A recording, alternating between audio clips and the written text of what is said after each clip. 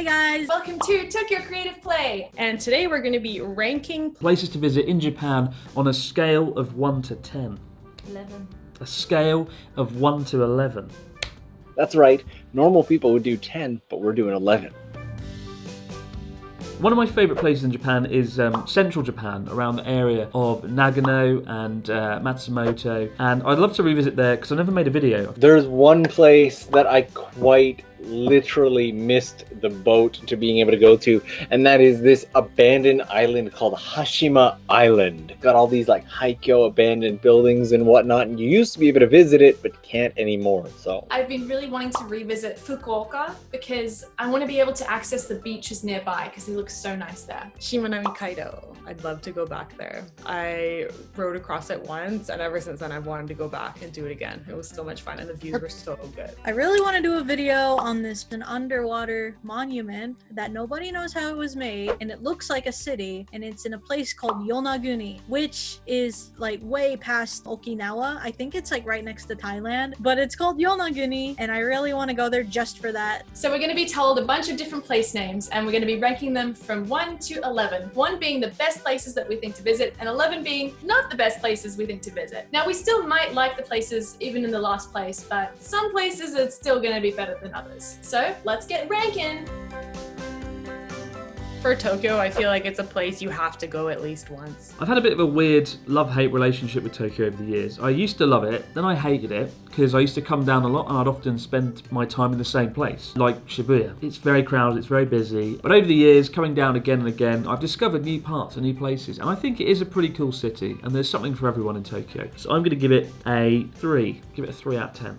11. Why is it 11 and not 10? It's so confusing. I'm still a big fan of Tokyo. I've lived here for 4 years now. I think Tokyo is great. I think Tokyo is great to visit. I would put Tokyo up there. Oh, do I give it number 1? Dang it, I'm going Tokyo. I'm putting it number 1. I love Tokyo. It's so diverse, and you can travel outside of Tokyo when you visit. You can do city, and then you do like day trips to Nikko. There's lots of transport. It's really accessible. It's English friendly. I love Tokyo. Honestly, I'm just gonna put Tokyo at number 2. It still has so much, because Japan in itself is like literally no other country that you've ever been to. The littlest things are going to be more different than you've ever experienced, and just being in the capital of Tokyo, you're gonna get Akihabara, you're gonna get Shibuya, Harajuku. There's like a little bit of everything in Japan that's in Tokyo. So despite living here in Tokyo, I know a lot of what Japan has to offer, yet still have a deep love for Tokyo. So I'm gonna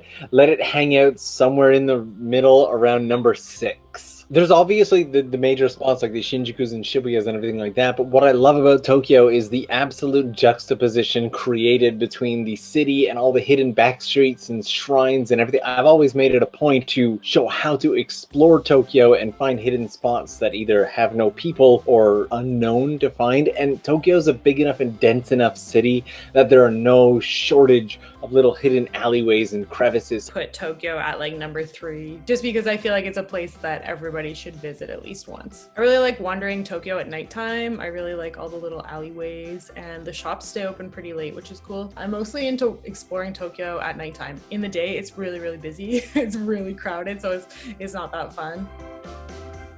Dang, Hokkaido is so nice, especially in winter. Oh, but it's nice in summer too. Oh God. It's kind of interesting in both summer and winter. In winter, it's obviously one of the snowiest places on Earth. In summer, it's just the right temperature. You can escape. The rest of the country's like being in an oven, but Hokkaido is actually nice and cool. So I'll give Hokkaido a 4, just because it's got a nice diverse range of places. My favourite thing to do in Hokkaido is probably just Sapporo. It's kind of a little bit different to the rest of Japan. They've got some unique dishes like Genghis Khan, the lamb mutton dish. They've got some very nice Hokkaido style Sapporo ramen, where they have lots of butter and things in it, because dairy food is quite a big thing. A lot of Japan's butter and cheese comes from Hokkaido. Hokkaido. I'm definitely gonna put Hokkaido at number 7. To get a full picture of Japan, you need to see places like Tokyo as well as places like Hokkaido.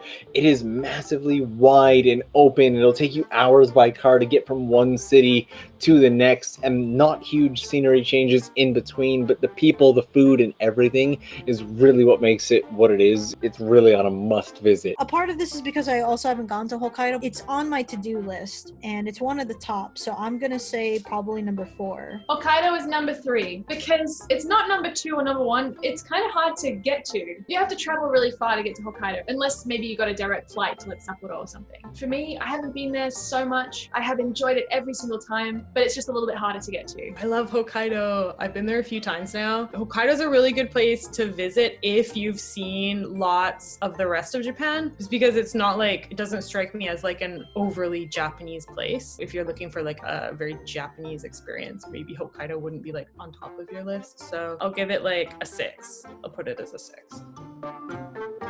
Kyoto. I don't want to be cruel to Kyoto. It's a very touristy destination. I think that there's other places where you can see nice traditional things like Kyoto that aren't as busy. So I'm gonna put it at 11. I would recommend that under Tokyo because it is such a beautiful place. There's a lot of like the traditional side of Japan that's there. Kyoto citizens are a little bit more social and talkative and a little bit more interested in foreigners than in Tokyo. As much as I like some spots in Kyoto, I'm going to put it further down on the list because it's just so touristy now. And I feel like there are other places in Japan where you can get a similar experience that aren't as crowded with tourists. So I'm going to put Kyoto as 9. Kyoto's a tough one because it's just so crowded these days, which isn't surprising because it is a beautiful city, lots of it anyway. It really is crowded and it can be a problem. It can really get in the way of enjoying it and feeling like you're in the moment, right? If you go to one of the temples like Ginkakuji and it's just iPhone shutters going off everywhere. But it is a phenomenal city and it is pretty cool. I think I'll give it a 6 out of 10. If it was less crowded, it would probably be a 5. I'm gonna actually put Kyoto one step above Tokyo, number 5, because Kyoto it's an obvious must-see. There's a lot of beauty, there's a lot of history there. It's one of the places that I recommend you do very, very early in the morning, and then maybe during the daytime, get out of Kyoto and go somewhere else, explore, and then come back and enjoy Kyoto at night. Kyoto during the daytime is okay. You can go see the temples and shrines and whatnot, but there's just something about it in the morning when there's no people. The bamboo forests of Arashiyama or the monkey park that's just across the river, the Fushimi Inari, the Red Torii Gate. It's a must-see, and it's also wonderful enough as a place that if you stick it out for a full day,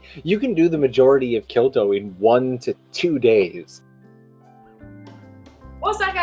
I love Osaka. I want to put Osaka second. We went there so much on our last trips and I got to see so much of Osaka and there's so much to see and do and the vibes of the neon. Oh, it's just excellent. For a while, I wasn't like super into Osaka because I was like, oh, it's probably really touristy. But being there recently and seeing everything that it has to offer, it's like, okay, this place is pretty bomb. And the attitude's so different there. Yeah, just the vibes are completely changed. So I really like Osaka. Osaka is a very special city for me. A lot of my favourite memories in Osaka. The people there are so friendly. It's not an exaggeration. When you walk down a street in Osaka in the evening, people are just so friendly and nice. It's easy to strike up a conversation with a stranger.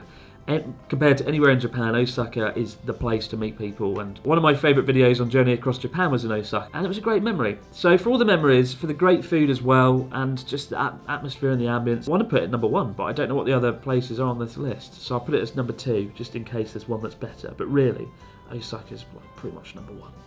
It's tough. I'm not a food traveler. So if you're a food traveler, Osaka would be very, very high on your list. Osaka does have a lot to explore, see, and discover. But if I had to choose between one of the 2 bigger cities, if I was an explorer, I'd go for Tokyo. If I was a food and culture person, I'd probably go for Osaka. To me, the downside of Osaka is all about the main spots. Whereas Tokyo has the main spots, but you can also really enjoy the hidden back streets and all the temples and shrines. Osaka is much more like a businessy district than Tokyo is in a way, with more outgoing people and a lot more food options. For now, I'll put it Osaka at number 5, just because Osaka is good if you've experienced enough of Tokyo. So when I go to Osaka, I feel like I'm coming into a more social prefecture. I'm coming into a more nightlife prefecture. Again, I really like Osaka, but it's very touristy. I feel like I've been in Japan so long that I compare all the places now with what they were like 20 years ago. They were so much less touristy then. If you were asking me this like 15 years ago, Osaka and Kyoto would be like way up on the list because they're great spots. But because of all the tourists, again, I'm going to put Osaka down low. So I'll give it, I'd want it to be near Kyoto. So I'll give it an 8.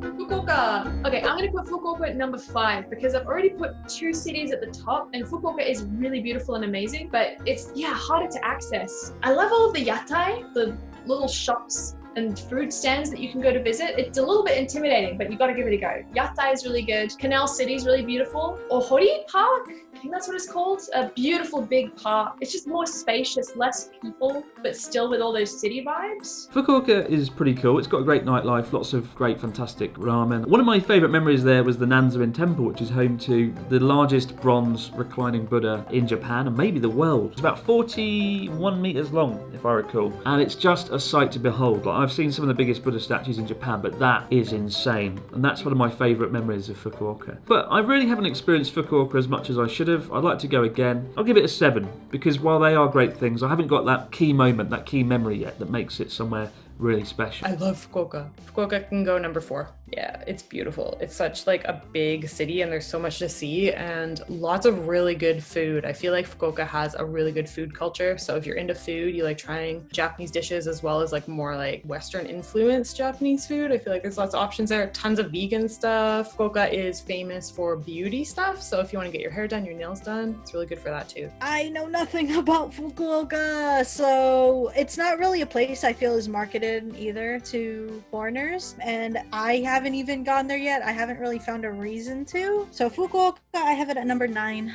I'm going to go ahead and put Fukuoka for now at number 2. It's an absolutely beautiful city. You imagine Tokyo to be a city that never sleeps, but the real city that never sleeps in Japan is Fukuoka. You can go out at 3 o'clock in the morning and there will still be ramen stalls lined up on the road, bustling with people drinking and laughing.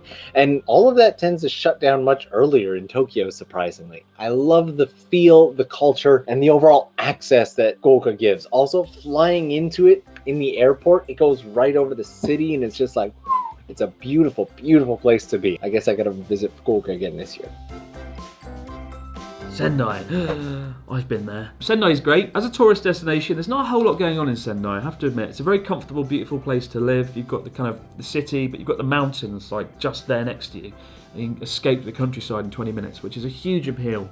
If you come somewhere like Tokyo and there's just no nature for like 1 hour, you have to leave the city for an hour. Sendai's a good jumping off point. When I'm giving advice to people coming to Tohoku, I tell them to come to Sendai and use that as a jumping off point to go to places like Yamagata Prefecture and Yamadera Temple or Matsushima Bay. But gyutan is the local dish and I think it's really good. It's cow tongue that's been barbecued, which sounds pretty unpleasant to be fair, but it tastes really good. So I'll give Sendai a 5 because it's got a special place in my heart by virtue of the fact that I've been living there for 3 or 4 years now.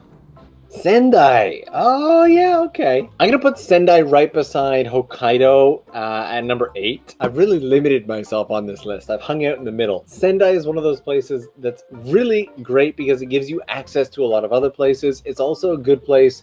You can go to Matsushima, which is a short train ride away from Sendai, and there's this boat tour of these gorgeous islets that are out in the water, and it's spectacular. I love the area. I don't really know much about Sendai other than Joey's grandma lives there.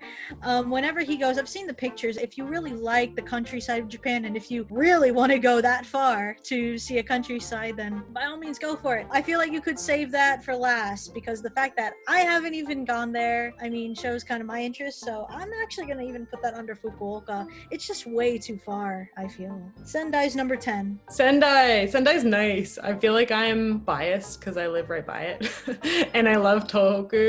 Sendai is a really big city and you can get like that really big city feel without the crowds because no tourists go there. I find that really good about it. I'm gonna put it under Fukuoka. I'll give it number 5. Sendai. I feel like I've been to Sendai a couple of times, but I haven't got a grasp on the city. I don't know what there is to do. I know there's some cool areas around. You can catch some trains to see some really great areas in like Iwate, but I'm not insulting Sendai. I just don't know. Sendai's number 8. Not because I don't like it. It's just because I don't know what it has to offer. Ehime is really beautiful, but it's very hot. So it really depends which time of the year you're going there. But Ehime is gorgeous and I feel like it's very underappreciated and I wish more people would visit there. I've only got like really high spots and really low spots left. I've got a 7 left, so maybe I'll put it in 7. I've never even heard of that. Well then, you know what, I'll just put that at the bottom. I've never even heard of it, so... So Ehime is really quite a cool place. I often tell people if I had to move to Japan again and choose where I was going to live, Matsuyama City in Ehime would be the place that I moved to. Matsuyama is a really beautiful city. It's got a castle kind of raised up on a mountain right in the heart of the city. And from there you can see the whole city, the mountains, the inland sea of Japan. It's very picturesque. And of course they've got Dogo Onsen, one of the most famous onsens in Japan, that is said to have inspired the onsen, or the hot spring in Spirited Away. So I'll give that, well, I've shot myself in the foot because really that would be like number 4 or 5 or something, but because of the way I've structured it, it's going to have to be an 8, even though really it's higher. I'd rather be in Ehime than Fukuoka, I think, and Kyoto. Damn this list. Damn the rules of the game. Ehime, I got to see some really great things, but yeah, again, I still feel like I don't understand the full scope of the city. They have really good mikan, so Ehime, I'm going to put it number 7, but really, I say go to Ehime and then also look at the rest of Shikoku as well. Something has to get number 1 on this list, and I'm going to give Ehime the number 1 spot, simply because the other place that I might have put it number 1 hasn't come up yet, and I don't know if it will, but Ehime is definitely guaranteed to be in the top 3. Going to a place like Ehime, you have the opportunity to feel like you've stepped back into the past and visited Japan that you think is only available on TV and movies and whatnot anymore, but it is there, alive and well in places like Ehime, and I love it. There was a period where I was going almost every other month. If I had a friend coming to Japan who could only go to one place and like didn't want to go to Tokyo, I would recommend them to do the island of Shikoku and start in Ehime. Oh, Oita, I love Oita. I feel like it's one of those places that doesn't get enough attention, even though Tokyo Creative is like giving it lots of attention now, which I'm really happy about because it's such a nice place. I'm actually going to give it a 2. I'm going to put it up high because I really don't want to put it down low because it's such a nice area. It's not touristy at all. I'll just put it at 8.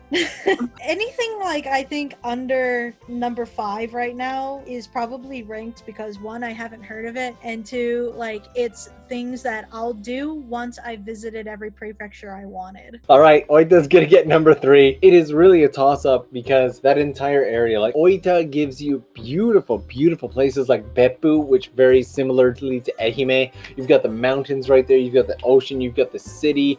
It's such a beautiful place with all the onsen culture, the rolling green hills. I could go on and on and on forever.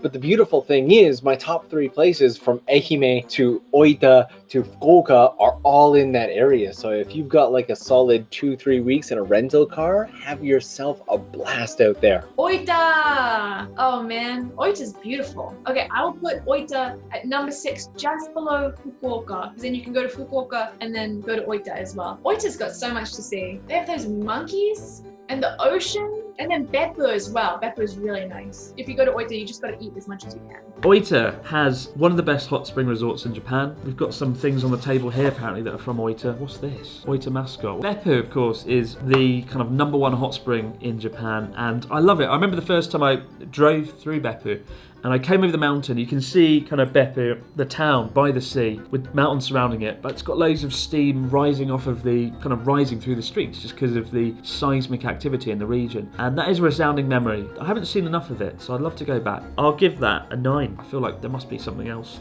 that's good coming up, I don't know. I'll put Oita at number 9. Again, really great place. No criticisms, really. It's just there because of the list, the way it is. Hiroshima is going number 4. I don't know if it's just like a personal thing. I love Hiroshima, and there's just heaps to do around the city. So I love the vibe in Hiroshima. I'm gonna toss in Hiroshima at slot number 4, and again, because the area does have a lot more to offer than just the historical side of it, it also gives you access to quite a few points. You can go out to the Miyajima Island out there, which is just spectacular. The real hidden gem of Miyajima is what happens at night after all the tourists have left and the locals are wandering the streets in their summer yukata, dressed like they're from some onsen town with the deer wandering. It's spectacular. If you have any way to stick around on that island for a night, do it. It is just wow. Oh yeah, Joey and I were thinking of going to Hiroshima for our anniversary next month, actually, provided we're allowed to. I don't know too much about it other than like the bombing of the history behind Hiroshima, and that's one of the reasons like I want to go, because I want to go to the memorial site. But I've heard that there's also a lot that it has to give, especially nowadays. So I'll probably put that at number 6, Hiroshima. I've been to Hiroshima 3 or 4 times, and there's some great things. That I love the okonomiyaki, Hiroshima style. I always drop into Okonomiyaki Mura, which is kind of like it's like a building just filled full of okonomiyaki pancake chefs and little stalls, and it's the best okonomiyaki I've had anywhere in Japan. The A-bomb dome is an incredible sight to behold. Obviously, I had a fascination with history growing up, so standing before the atomic bomb dome and seeing the remains, the skeletal remains of the building is always a really powerful scene for me. And it's a city that's filled with hope, because if you look at photos of what it looked like in 1945 and you compare that to now, it really gives you hope that even after something so terrible and destructive as an atomic bomb going off, you can rebuild a city bigger and better than ever before. I'd like to put that higher up the list, but the highest possible one is 10, and I feel like, again, there's got to be something really special for number 1. I'm holding out. I'm gonna have to put that in the number 1 spot because I've only got 1, 10, and 11 left, and I love Hiroshima. It's really beautiful. You can learn a lot about the history of Japan as well as visit beautiful spots, and they have Hiroshima okonomiyaki, which is delicious, but it's amazing. So yeah, that's way up there on the top of my list. Fukushima, oh shit, I love Fukushima. I wouldn't put it down at the bottom. That would actually be way up high on my list. I've been to Fukushima probably at least 20 times. There's just so much to do there. There's onsen, beautiful historic spots, like historic towns. It feels so wrong putting it at the bottom. Can I switch it with something? Put it in 10 just because it's the highest spot I have left. But honestly, it deserves to be up like 3 or 4. It's really good. I'll put Fukushima at number 7. I mean, Fukushima is absolutely huge. It's one of the biggest prefectures in all of Japan. As a YouTuber, one of the things I've always tried to do is try and show that Fukushima isn't some destitute wasteland like a lot of people believe it to be. Go to Fukushima and you'll see that it's not what it's portrayed as. And so there's lots of great memories of Fukushima, but I'm going to put it at number 11 because it isn't number 1, but again, it's not bad either. I have to put Fukushima at number 10 because I only have 10 and 11 left. I hope I get the chance to rearrange these afterwards because that feels unfair. So I really like Aizu Wakamatsu. I remember we had negi soba where we ate soba with a whole negi. That was really fun. And just a really beautiful area. I guess I have no choice but to fill it in at number 10. Fukushima would actually be a bit higher on the list. I would probably recommend it over Osaka, to be honest. And one of the things people don't realize is Fukushima is an incredibly wide prefecture that has everything to offer, from mountain exploration and temples and shrines. Fukushima is really good for exploration and experiences. Oh, Okinawa!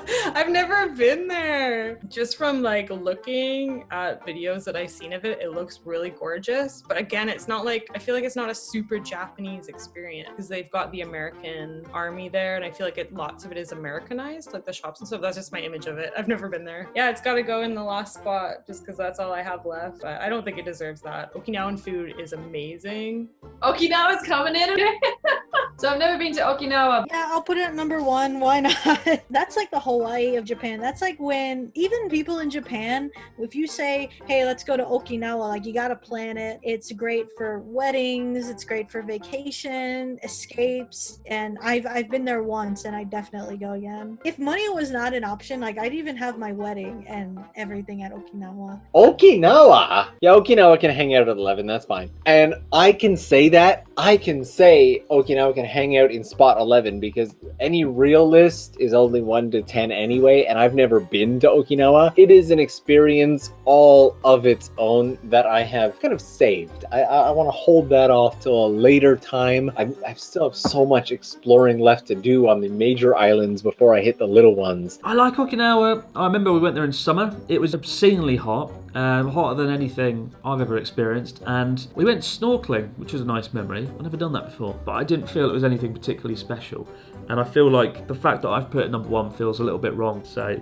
again, this game is flawed and the pen is just leaking everywhere. I'm gonna give you a chance to rearrange your list right now and make some last minute changes. Okay, so this is my original list. This was my second attempt at the list, which I realised it's quite difficult doing this. And this is the final list, right? So number 1 I put Osaka, Hokkaido, Sendai, number 4 Tokyo, Kyoto, Fukushima, Matsuyama, Hiroshima, Oita number 9, Fukuoka number 10, and finally Okinawa. I think that's just down to the fact that I didn't really get to see it when I went there. I went with a big group of like other influencers and I didn't really have the freedom to do what I wanted. But that's my list. I put Kyoto as the last place just because of all the tourists. Above that, I put Okinawa and then Hokkaido, just because those two I feel like aren't a traditional Japanese experience. Ehime, Osaka. Starting to get up into the higher ones, I put Oita and Sendai next. In the 4th spot, I put Fukuoka because it's absolutely beautiful and it's got that big city feel. Tokyo stayed at 3rd spot. Fukushima, I gave 2nd. Number 1, I gave to Hiroshima. So, number 1, Tokyo. Number 2, Osaka. Number 3, Hiroshima. 4, I've gone for Ehime. Number 5, I picked Hokkaido. 6, I've got Fukuoka. 7, Oita. Number 8, I've got Okinawa. Number 9, I've got Fukushima. Number 10, I've got Sendai. And 11, Kyoto. I'm gonna hold to what I have with one exception. One exception only.